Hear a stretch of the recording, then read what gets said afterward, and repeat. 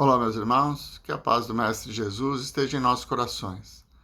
Vamos continuar o estudo do Livro dos Médiuns, a partir do capítulo 5, e nós estamos falando de manifestações físicas espontâneas, item 87. Vamos lá? As manifestações espontâneas não se limitam sempre aos ruídos e às pancadas. Degeneram algumas vezes em verdadeiro barulho e em perturbações. Móveis e objetos diversos são desordenados, projéteis de toda espécie são atirados de fora, portas e janelas são abertas e fechadas por mãos invisíveis, ladrilhos são quebrados, o que não pode ser levado à conta de ilusão. Frequentemente a desordem é efetiva, mas algumas vezes não há senão a aparência da realidade. Ouve-se barulho em uma parte vizinha, louça que cai e se quebra com estrondo, achas de lenha que rolam sobre o assoalho. Apressa-se em verificar se encontra tudo tranquilo e em ordem. Depois, logo que sai, o tumulto recomeça. É interessante, né? Esse fenômeno que acontece quando existe a possibilidade de um médium de efeito físico. Eu nunca vou deixar de falar isso. Os espíritos não fazem o que desejam sempre que desejam. Eles precisam de instrumentos. Um instrumento para isso é o médium de efeito físico. Mas, às vezes, nós precisamos dessas lições. E aí, como tendo um médium de efeito físico no ambiente, as coisas começam a acontecer para nos chamar a atenção, para que nós abramos os nossos olhos sobre fatos e realidades que estão muito próximas de nós e que nós não aceitamos ainda. Então é por isso que acontecem esses fenômenos, né? Não é pela vontade, somente pela vontade, pela liberdade dos espíritos de estarem em todos os lugares, mas principalmente pela nossa própria necessidade. Então, refletindo sobre a manifestação física que nós estamos descrevendo aqui, você sai do ambiente e a bagunça volta. Está fazendo barulho e você entra, para. Quando você sai, volta o barulho. Tudo isso é para nos chamar a atenção para alguma coisa, para o nosso próprio comportamento, para os fenômenos que estão próximos de nós e nós estamos negando, digamos assim, ou até para que nós percebamos a nossa própria mediunidade, né? Então, participamos e somos, digamos, vítimas desses fenômenos para que despertemos em nós essa vontade de buscar, de ir ao estudo, de tentar compreender, de entender esse fenômeno. 88. As manifestações desse gênero não são nem raras nem novas. Poucas são as crônicas locais que não encerram algumas histórias desse tipo. O medo, sem dúvida, frequentemente tem exagerado os fatos que deverão tomar proporções gigantescamente ridículas, passando de boca em boca.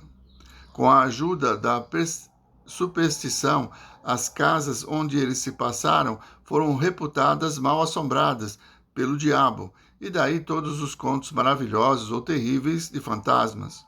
De seu lado, a patifaria não deixou escapar tão bela ocasião de explorar a credulidade, e isso frequentemente em proveito de interesses pessoais.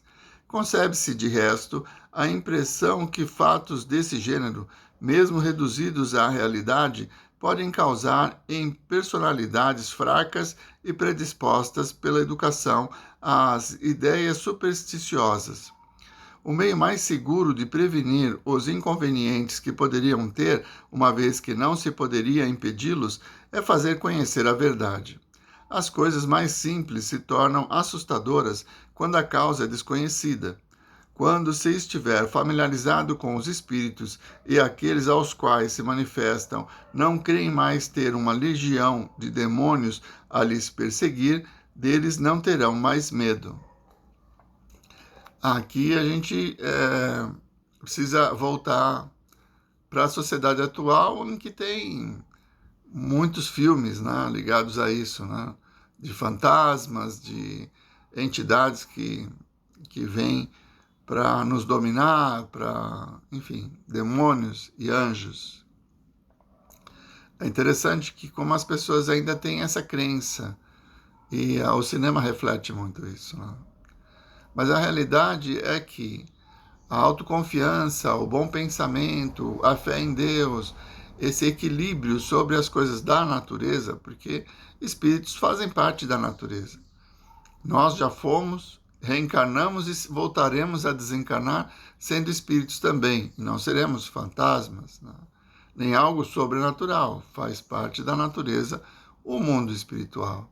Então, ainda a fantasia provoca medo. E o medo atrai espíritos zombeteiros, espíritos que querem justamente fazer essa confusão na nossa vida, né?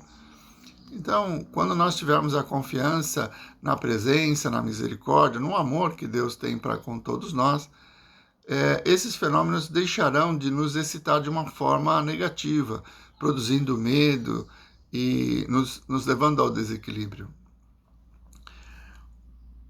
Vamos ver a nota que está aqui embaixo. Pode-se ver na Revista Espírita a narração de vários fatos autênticos deste gênero, entre outros, a história do espírito batedor de Bergazaber, cujas más visitas duraram mais de 8 anos, números de maio, junho e julho de 1858. A de Diebelsdorp, agosto de 1858, e a do Padeiro das Grandes Vendas, perto de Dieppe, março de 1860. A da Rua de Noyers, em Paris, agosto de 1860, e a do Espírito de Castellanaudari, sob o título de História de um Condenado, fevereiro de 1860. A do Fabricante de São Petersburgo, abril de 1860, e muitas outras. Então aqui tem relatos de manifestações físicas e a presença da entidade. Então, como eu disse, um médium está presente, permitindo a esse espírito se manifestar. Então ele se manifesta arrastando correntes. Lembra daqueles filmes dos castelos, que os fantasmas aparecem arrastando correntes e batendo portas? Enfim. A possibilidade de um espírito realizar algo físico depende de um médium de efeito físico.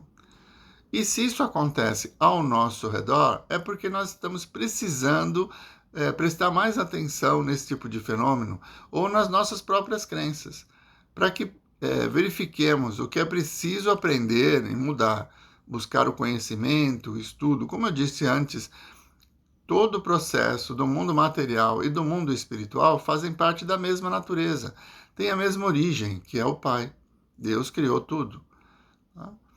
Então, todos esses casos que são descritos aqui, que estão lá na Revista Espírita, são descrições, são textos relacionados a fantasmas, a efeitos sobrenaturais. E que, com a ajuda dos espíritos e o próprio Kardec, ele pode, analisando cada situação, com a ajuda dos espíritos superiores, resolver os problemas, né? Eu já contei para vocês da moradora da casa da minha mãe que derrubava os portas-retratos das minhas filhas. O que ela precisava? De uma prece. De alguém que a acolhesse para que ela mudasse, tirasse essa irritação pela invasão da própria casa, né? Porque nós compramos a casa e minha mãe invadiu a casa. Então, ela tinha esse rancor. Quando foi feita a oração, uma conversa bem amorosa em relação a ela, tudo deu certo e ela foi assistida. Então, muitas vezes, o espírito zombeteiro ou aquele que está nos perturbando, digamos assim, ele só está precisando de ajuda. Essa consciência, essa convicção nos dá os meios para superar os fenômenos, né? E percebendo que Deus está presente em tudo. E aquela situação ocorre porque precisa de nós por algum motivo. 89. Os fatos dessa natureza têm frequentemente o caráter de uma verdadeira perseguição. Conhecemos 6 irmãs que moravam juntas e que durante vários anos encontravam pela manhã suas roupas despedaçadas, escondidas até sobre o teto, rasgadas e cortadas em pedaços, mesmo tomando a precaução de fechá-las à chave. Frequentemente ocorre pessoas deitadas e perfeitamente despertas vejam sacudir suas cortinas, arrancar violentamente suas cobertas e seus travesseiros, foram erguidas por sobre seus colchões e algumas vezes mesmo atiradas fora do leito. Esses fatos são mais frequentes do que se crê. Mas, na maioria das vezes, aqueles que lhes são vítimas não ousam falar deles com medo do ridículo. É do nosso conhecimento que se acreditou curar certos indivíduos do que se admitia como alucinações, submetendo-o ao tratamento dos alienados, o que os tornou realmente loucos. A medicina não pode compreender essas coisas, porque não admite nas causas senão o elemento material de onde resultam equívocos frequentemente funestos. A história narrará um dia certos tratamentos do século XIX, como narra hoje certos procedimentos da Idade Média. Admitimos perfeitamente que certos fatos são obra da malícia ou da malevolência. Mas, se depois de constatados, permanece averiguado que não são obras dos homens, é preciso convir que são obra, uns dirão do diabo, e nós nos diremos que são dos espíritos. Mas de que espíritos? Então, mais uma vez, ele descreve ocorrências de efeitos físicos. Né? Eu disse já quando começamos o estudo das manifestações físicas, que são mais raras ultimamente, né? É mais difícil que aconteça isso, porque nós já temos outros meios de termos a nossa atenção chamada para o estudo da doutrina, para a compreensão da natureza espiritual. Então os fenômenos diminuem. Mas o que ele descreve aqui também é fato. Às vezes a pessoa tem vergonha de dizer que está sendo perturbada por um espírito, o que ela acredita ser o demônio ou um fantasma, né? Que a sua casa está assombrada, ela tem medo de cair no ridículo. Isso também acontece. Mas as manifestações físicas, elas serviram no século XIX para nos chamar a atenção, para que nós busquemos nesses fenômenos compreender essa natureza, que é a natureza espiritual. E o Kardec fez isso com maestria nas obras que ele vem publicando, nas obras que ele publicou na época da codificação. Bom, vamos parando por aqui. Na semana que vem, retomamos a partir do item 90. E ele vai trazer justamente uma explicação nesse sentido. Vamos fazer a nossa prece?